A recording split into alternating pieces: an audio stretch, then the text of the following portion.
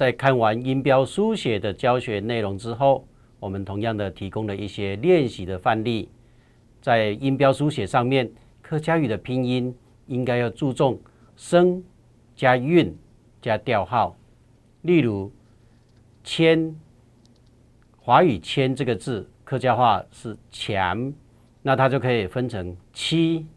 跟央，还有二声强的这个声调。所以我们底下看有10个范例。第一个雷山，雷山；第二个拉卡，拉卡；第三个羊仙，羊仙；第四个削皮，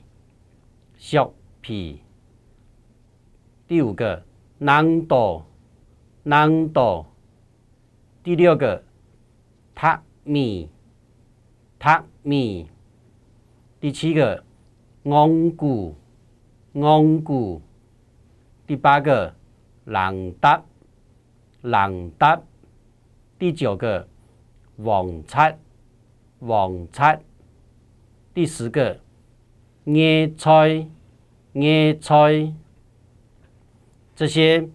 刚刚念的时候都是念原音原调，所以听起来有时候可能会觉得怪怪的，但是为了考试，我们还是要注回原音原调。